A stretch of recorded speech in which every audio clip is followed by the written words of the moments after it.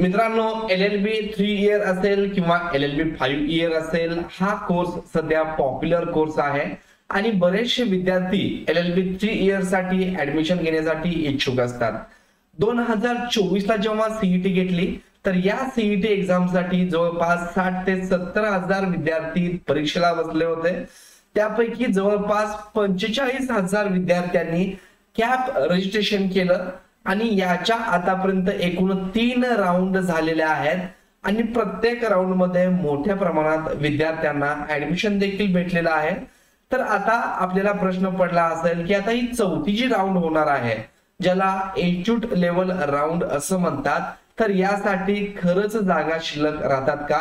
तर मित्रांनो, मी प्राध्यापक डॉक्टर वैभव इंगळे याच प्रश्नाचं उत्तर आपण या व्हिडिओमध्ये पाहणार आहोत. व्हिडिओ सुरू करण्यापूर्वी तुम्ही जर चॅनलला नवीन असाल तर चॅनलला सबस्क्राईब करून घ्या. असेच नवीन माहितीपूर्ण व्हिडिओ तुम्हाला मिळत राहतील. मित्रांनो, या प्रश्नाचं उत्तर आहे हो. इन्स्टिट्यूट लेवल राऊंड मध्ये जवळपास 10 ते 15% जागा या शिल्लक राहतात. म्हणजेच 20,000 जागांपैकी 3,000 पर्यंत टोटल सर्व कॉलेजेसच्या मिळून जागा या इन्स्टिट्यूट लेवल राऊंड मध्ये शिल्लक राहिलेल्या आपल्याला दिसून येतील.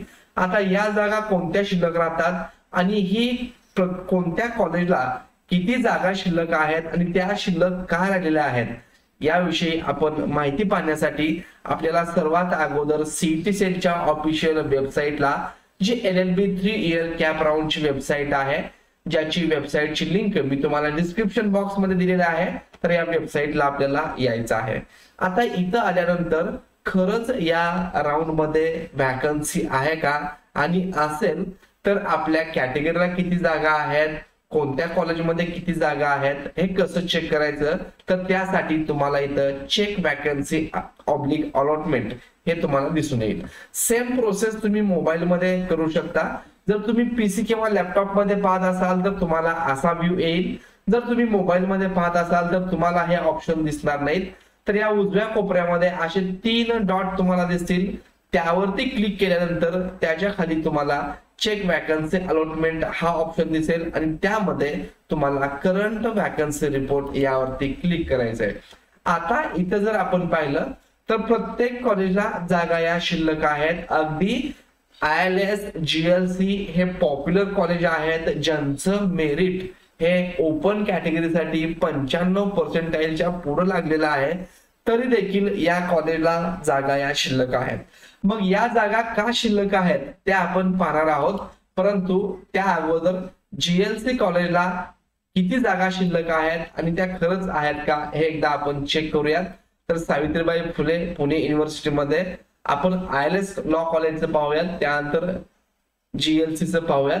तर मी इथं आता सावित्रीबाई फुले पुणे युनिव्हर्सिटी सिलेक्ट केलंय. त्यानंतर इथे कॉलेज लिस्ट जे जे युनिव्हर्सिटीमध्ये कॉलेज आहेत अफिलिएटेड आहेत त्याची लिस्ट आली आणि त्यामध्ये ILS लॉ कॉलेज पुणे आलेला आहे. तर मी याला क्लिक करून घेतो आणि शो वॅकन्सी असं म्हणतो. तर आता इथं पहा, ओपन जनरलच्या 5 जागा शिल्लक आहेत. त्याच खाली अदर दॅन महाराष्ट्र सेट 4 जागा शिल्लक आहेत. NRI च्या 11 जागा शिल्लक आहेत. SC category general 1 female 1, ST category general 3 female 1, NTB ची जनरल साठी 1 आहे, NTC ची 1 आहे, NTD जनरल 1 आहे, OBC जनरलच्या 3 शिल्लक राहिलेले आहेत आणि OBC फिमेल साठी 1 आहे. EWS वगैरे या ठिकाणी तुम्हाला कुठलीही जागा SABC ची शिल्लक दिसणार नाही. या सर्व जागा या भरलेल्या आहेत. आता विद्यार्थी विचारतात की आता इथं जागा नाहीये तर आम्ही आमची कॅटेगरी चेंज करूयात का? तर विद्यार्थी मित्रांनो, तुम्हाला कॅटेगरी चेंज करायची नाही. जरी तुम्ही SABC चे असाल किंवा EWS चा तुम्ही फॉर्म भरला असेल, पण जर तुम्ही ओपनच्या कॅटेगरी मधलं मेरिट तुम्ही तोडलं, म्हणजेच समजा ओपनचं मेरिट आता इन्स्टिट्यूट लेवल राऊंडला 97% लागलं आणि तुम्हाला 97% पेक्षा जास्त मार्क्स असतील, हा एक आकडा सांगतोय मी, तितकंच लागेल असं नाही, एक्झाम्पल देतोय. तर तुमचा ऑटोमॅटिक एससीबीसी जरी कॅटेगरी असेल तरी तुम्हाला ओपन कॅटेगरी मधून ऍडमिशन मिळेल. जरी तुमची कॅटेगरी एनटीबी तुम्ही फिमेल असाल, एनटीसी फिमेल असाल, तर तुम्हाला एनटीसी ची जनरलची जागा मिळू शकते किंवा ओपनची देखील जागा मिळू शकते. परंतु अट एवढीच आहे की जी काही ओपनची मेरिट लागेल तर ती मेरिट तुम्हाला तोडावी लागणार आहे. आता हे झालं ILS कॉलेजचं. तसंच आपण GLC कॉलेजचं पाहूयात. त्यासाठी मुंबई युनिव्हर्सिटीमध्ये आपल्याला जायचं आहे. त्याला क्लिक केल्यानंतर इथं आता जी मध्ये तुम्हाला पहा गव्हर्नमेंट लॉ कॉलेज सिलेक्ट करून घेतलं आणि शो वॅकन्सी यावरती क्लिक केल्यानंतर इथं मात्र आता कमी खूप जागा शिल्लक आहेत. ओपन जनरलच्या 0 आहेत, ओपन फिमेलची 1 आहे, SC जनरलच्या 3 आहेत. इथं जर तुम्ही पाहिलात तर अदर दॅन महाराष्ट्र स्टेट 1 पण नाही आहे, NRI 1 शिल्लक आहे. तर इथं ILS पेक्षा GLC ला थोड्याशा कमी जागा शिल्लक आहेत. NTC 1, OBC 1, EW च्या 2 शिल्लक आहेत. आता इतर जर कॉलेज पाहिला तर हे टॉपचं कॉलेज आहे, त्यामुळे अदर दॅन महाराष्ट्र स्टेट 0 आहे, NRI 1 आहे.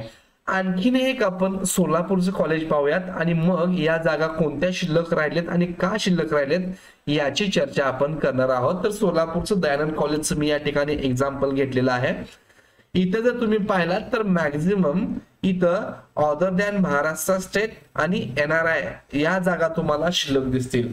असंच जे कॉलेज याच्यापेक्षा कमी पॉप्युलर आहेत किंवा ज्याला आपण नॉन एडेड वगैरे म्हणू, तर सोलापूर युनिव्हर्सिटी मधलंच दुसरं एक आपण कॉलेज जे अनएडेड आहे ते पाहूयात. तर हे अनएडेड कॉलेज आहे.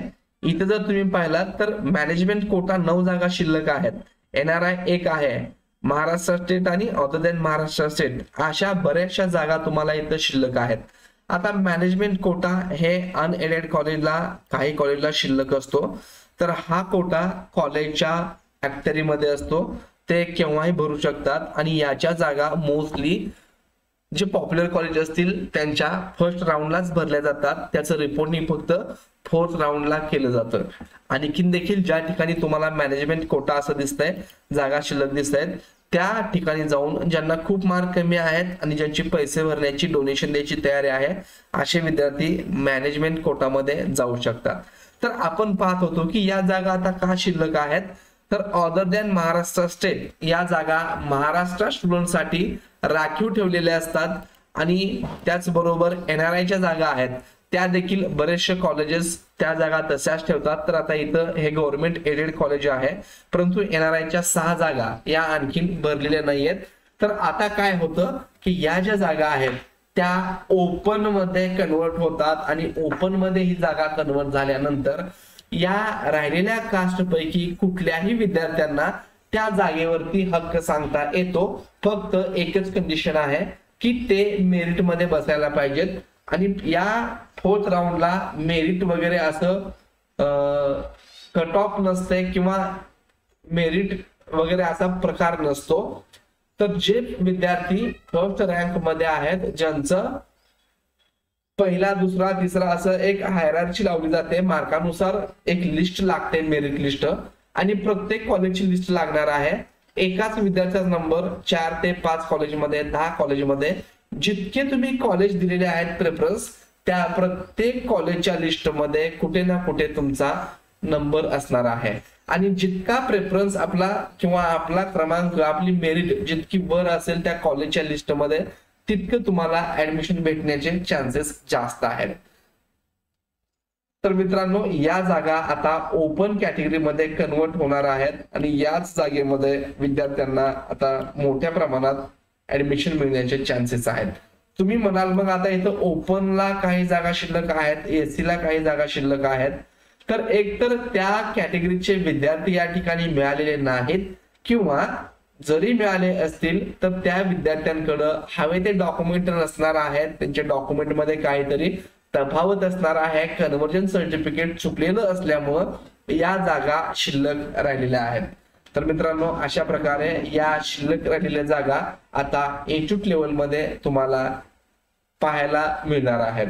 तर याचे ऑप्शन फॉर्म वगैरे सुरू होणार आहे, त्याची प्रोसिजर काय आहे हे आपण उद्याच्या व्हिडिओमध्ये पाहणार आहोत. मित्रांनो, व्हिडिओ आवडला असेल तर चॅनलला जरूर सबस्क्राईब करा, लाईक करा, तुमच्या मित्रांना शेअर करा. धन्यवाद.